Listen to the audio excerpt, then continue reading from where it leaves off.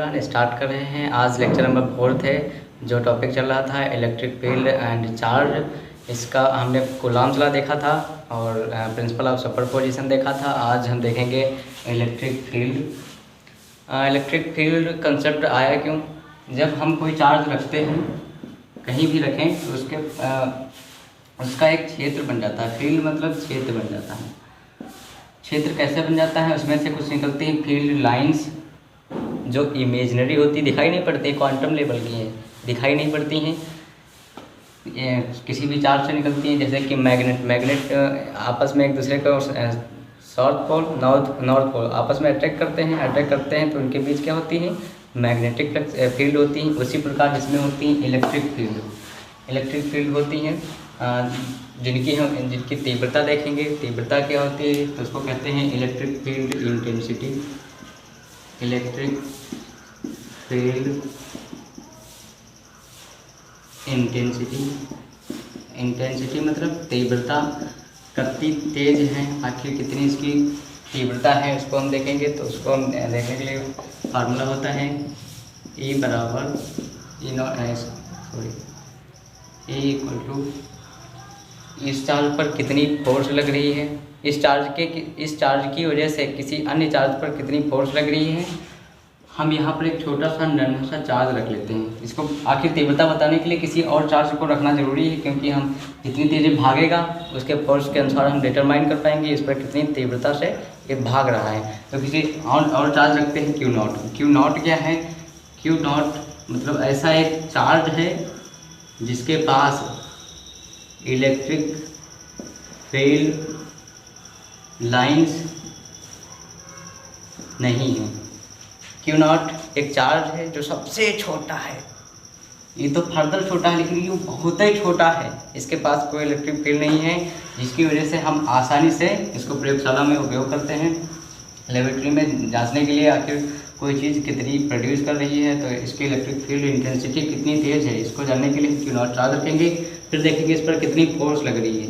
इस पर जितनी फोर्स लगेगी और इसके अनुपात को इलेक्ट्रिक फील्ड कहते हैं, इलेक्ट्रिक फील्ड इंटेंसिटी कहते हैं, जिसका मात्रक हो जाएगा न्यूटन बटे कूलॉम। कूलॉम क्या है? कूलॉम इसका मात्रक है आवेश का, जो स्थायी मात्रक है। न्यूटन बटे कूलॉम इसका मात्रक हो जाएगा। इसमें से कितनी फील्ड लाइंस निकल रही हैं, इसको इससे हम डिटरमाइन करते हैं। अब फील्ड लाइंस ये वेक्टर फॉर्म होगा। अब फील्ड लाइंस देखते हैं। फील्ड लाइंस क्या होती हैं? इसमें जो फील्ड लाइंस निकल रही हैं ये क्या होती हैं? एक इमेजिनरी कंसेप्ट है जो बिना कोण के निकल रही हैं। इनको डिटरमाइन करने के लिए, डिटरमाइन नहीं मतलब कितनी निकल रही हैं, क्या करती हैं, इनके प्रॉपर्टी हैं, कैसी प्रॉपर्टी रखते हैं। इनकी प्रॉपर्टी, पहली प्रॉपर्टी है, इनकी प्रॉपर्टीज़ हैं कुछ। ये तो एक इमेजिनरी लाइन, सबसे पहली बात इमेजिनरी फील्ड लाइन से, और दूसरी बात ये field lines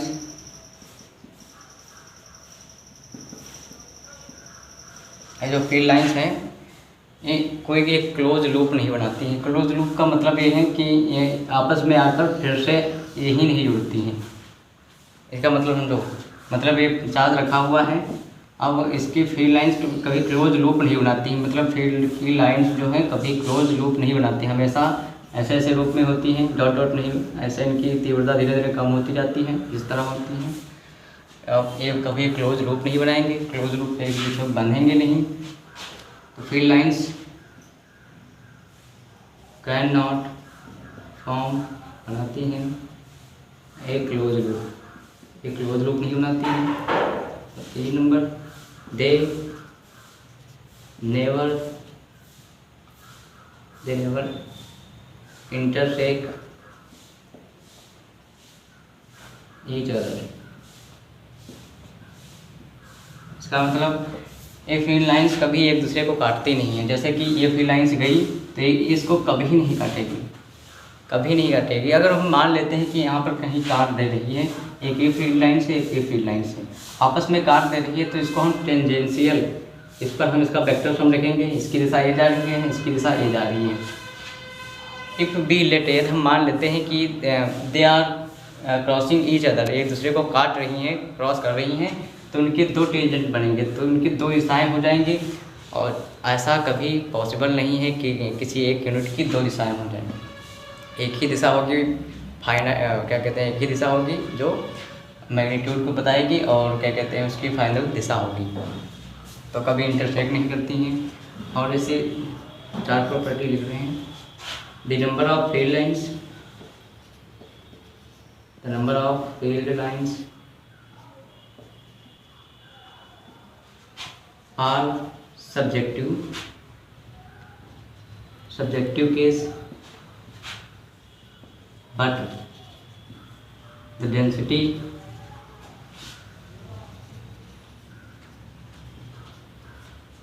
of field lines are objective case।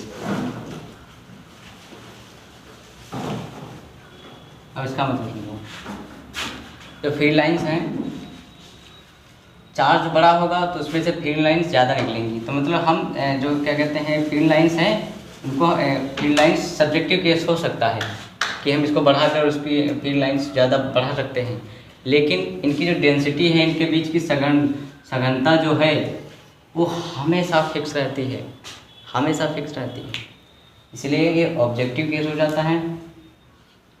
इसके हमने 4 ग्रुप देखे हैं, 4 प्रॉपर्टी।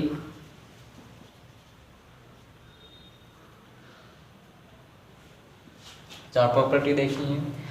अब इलेक्ट्रिक फील्ड इंटेंसिटी, अब इसके आने वाले अनुप्रयोग देखेंगे, एप्लीकेशन इसकी वजह से, मतलब किसी भी रॉड में कहाँ कैसे हम इलेक्ट्रिक फील्ड निकाल सकते हैं, किसी भी रॉड जो कि आवेशित हो तो उस पर हम यहाँ पर कितनी फील्ड निकाल सकते हैं।